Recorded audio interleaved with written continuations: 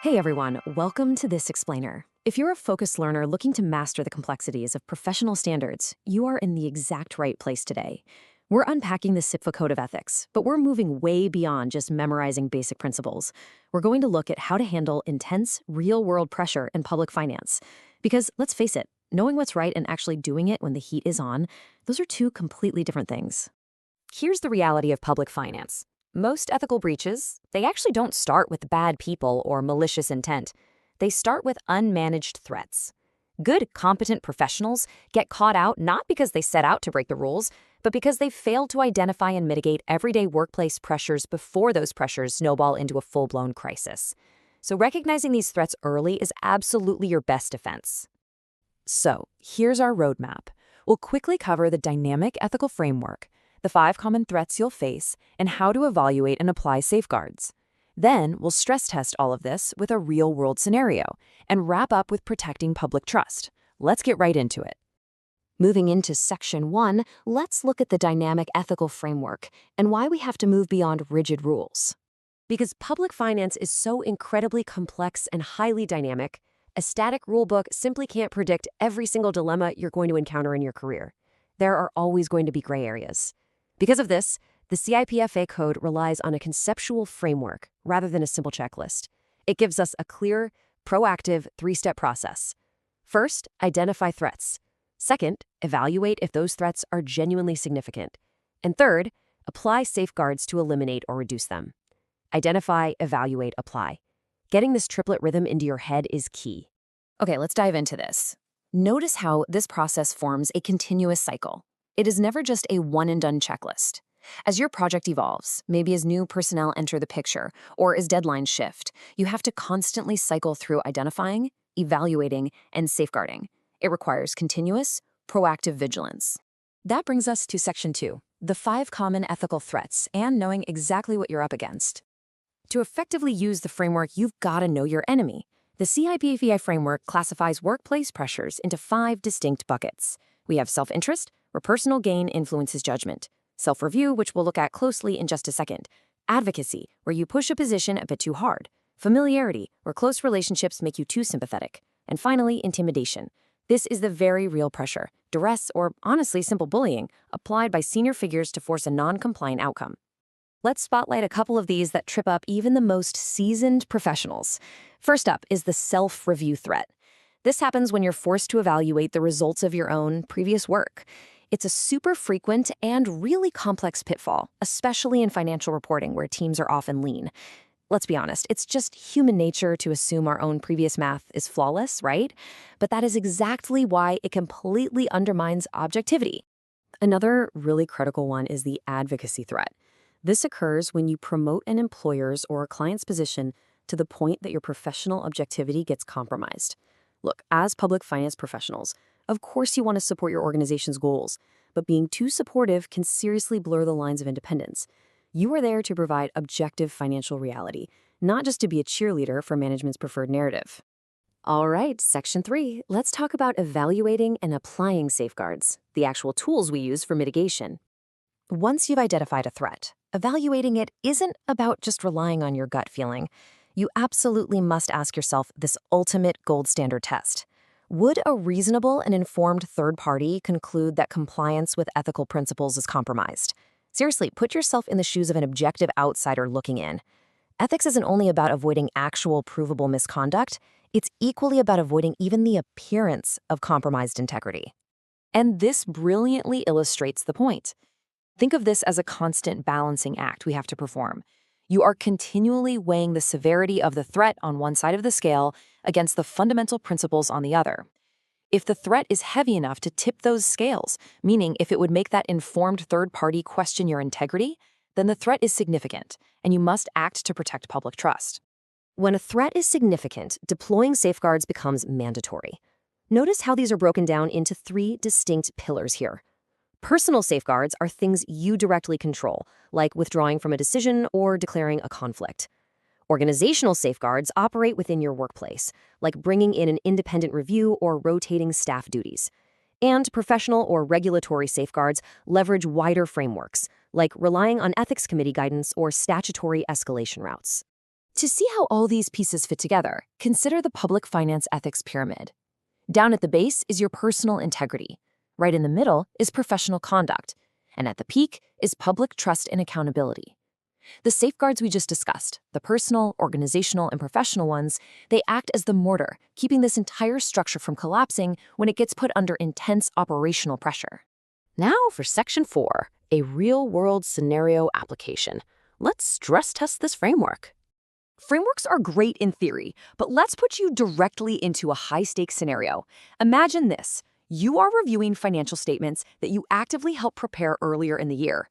A senior official marches over to your desk and aggressively pressures you to overlook a material error you've just found simply to meet an upcoming statutory reporting deadline.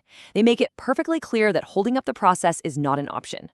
This is the intense squeeze practitioners feel all too often. Let's pause right here. Before we go any further, I want you to mentally apply the framework. In that high-pressure room, what type of threat are you facing? And what specific safeguards should you immediately apply? So the crucial point is that in the real world, threats rarely happen in isolation. In this scenario, you're actually facing a dual threat. Reviewing your own earlier work creates a clear self-review threat. Simultaneously, the aggressive pressure from that senior official creates a massive intimidation threat. The danger is coming from two directions at once. To navigate out of this, you run it through the 5-step ethical check. Is it legal? Is it transparent? Is it objective? Would you want it on the front page? And does it protect public trust? Applying this, your solution becomes explicit. You must first declare the self-review threat and formally seek an independent review of those statements. Concurrently, you counter the intimidation threat by meticulously documenting the pressure and escalating the matter through formal corporate governance channels. You never, ever absorb that pressure alone. And finally, Section 5, protecting public trust and our key takeaways. Okay, we've survived the real-world scenario. Now, here is your core methodology distilled down so you can carry it forward into your daily practice. Always use the 3-step process of the conceptual framework. Continuously identify and evaluate the 5 common threats. Apply those multi-layered safeguards proactively, well before a crisis hits. And above all, prioritize the public trust. Remember the golden rule of public finance. Public trust takes decades of diligent work to build, but it can be lost in a single instant of compromised integrity. I'll leave you with this really profound thought from our source material. Integrity is tested most when no rule explicitly tells you what to do. That is exactly why this dynamic framework exists. It guides you when the rulebook goes totally silent. Now I have a question to leave you with today. In your own day-to-day experience, which of those 5 threats, self-interest, self-review, advocacy, familiarity, or intimidation, do you find the hardest to manage? Think on that for a bit. Thank you so much for joining me for this explainer, and keep learning. When ethical breaches occur in public finance, we often look for bad actors, but malice is rarely the culprit. Most failures start much earlier, as unmanaged operational threats that apply quiet, invisible pressure until the system cracks. To understand how these pressures operate, we map the architecture of the profession using the public finance ethics pyramid. The entire structure rests on a green baseline of personal integrity and competence. That foundation provides the necessary stability to support the middle tier of your daily work, professional conduct and objectivity. Together, these lower layers exist for one specific purpose: holding up the ultimate apex of public sector governments, public trust and accountability. But this structure exists in a highly volatile environment. When external pressures like reporting deadlines and compounding moral dilemmas strike this system without proper management, the resulting stress fractures travel straight upward, destabilizing the gold peak. Maintaining public trust is not a passive state. It requires actively defending this structural integrity against highly dynamic professional pressures. You cannot protect this architecture with a rigid rulebook. The public sector is entirely too dynamic, and no written manual can predict every specific dilemma you will face in your career. Because of this limitation, the CIPFA Code of Ethics relies on a dynamic conceptual framework. It functions as a continuous 3-step diagnostic loop. First, you identify. You actively monitor your environment for situations that could potentially compromise your compliance with core principles. Second, you evaluate.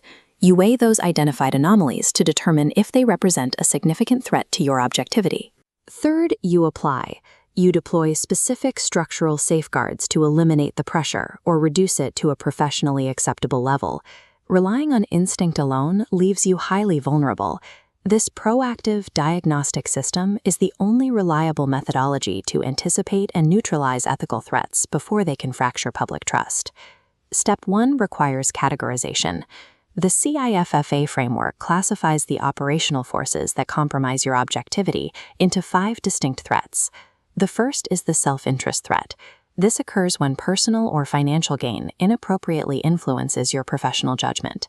The second is the self-review threat. This arises mechanically when you are forced to evaluate the accuracy of your own prior work. Third is the advocacy threat, happening when you promote a position so heavily that you lose your objective distance. Fourth is the familiarity threat. Long-standing, close relationships can make you overly sympathetic or entirely uncritical of another person's output. Finally, the intimidation threat. This is direct duress or bullying applied by senior figures to force a non-compliant outcome.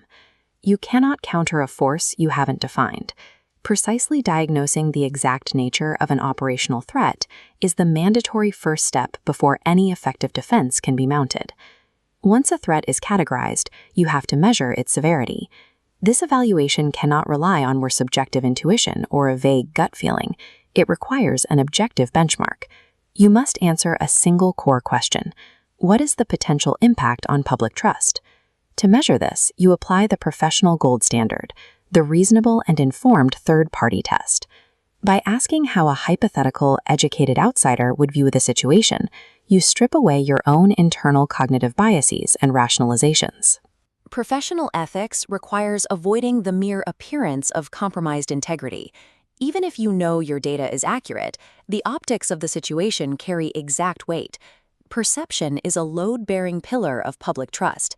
If an action simply looks compromised to an informed outsider, the framework has failed. When a threat passes that threshold of significance, countermeasures are mandatory. Safeguards are designed specifically to eliminate threats or reduce them to a professionally acceptable level. Personal safeguards involve immediate transparency. This means formally declaring a conflict of interest or recusing yourself entirely from a decision. Organizational safeguards operate within your workplace architecture. These include independent internal reviews or enforcing a strict rotation of staff duties. Professional and regulatory safeguards leverage wider statutory frameworks. This includes seeking guidance from professional ethics committees and utilizing formal escalation routes. These safeguards function as the structural mortar for your professional environment. When external pressure cracks the foundation, you apply these exact measures to repair the vulnerabilities. Competence and good intentions are insufficient on their own. Without the proactive deployment of these 3 defensive layers, even the most dedicated professional will eventually collapse under systemic pressure. Let's test this framework against a high-stakes baseline. Imagine reviewing financial statements that you actively helped prepare earlier in the year. During your review, you discover a material error in the reporting. You raise the issue, but a senior official explicitly demands you overlook the error to ensure the department meets an impending statutory reporting deadline. To resolve this, we apply Step 1 of the Conceptual Framework, breaking the situation down to diagnose the compounding vectors at play. The first vector is mechanical. Reviewing your own prior work instantly constitutes a severe self-review threat. The second vector is external. The senior official's demand to alter the outcome constitutes a direct intimidation threat. Real-world dilemmas rarely happen as isolated variables. They arrive as intersecting vectors that demand a calculated procedural response rather than a panicked reaction. To process this dual-threat scenario, you run the data through the 5-step ethical check. You ask 5 rapid-fire criteria. Is it legal? Is it transparent? Is it fair? Does it pass the front-page news test? And critically, does it protect public trust? The answers dictate your operational solution. First, you neutralize the self-review threat by deploying an organizational safeguard. You declare the conflict and mandate that an independent colleague reviews the statements. Concurrently, you neutralize the intimidation threat by deploying a professional safeguard. You meticulously document the pressure and escalate the official's demand via formal corporate governance or whistleblowing channels. This enforces an absolute, non-negotiable rule of public finance ethics. A practitioner must never attempt to absorb severe ethical pressure alone. By applying the correct structural defenses, you repair the immediate damage, preserving your objectivity and stabilizing the entire hierarchy of governance. Integrity faces its true test only when explicit rules vanish. The architecture of public trust takes decades of diligent work to construct, but if professionals fail to actively deploy these defenses under pressure, that entire structure can be leveled in an instant.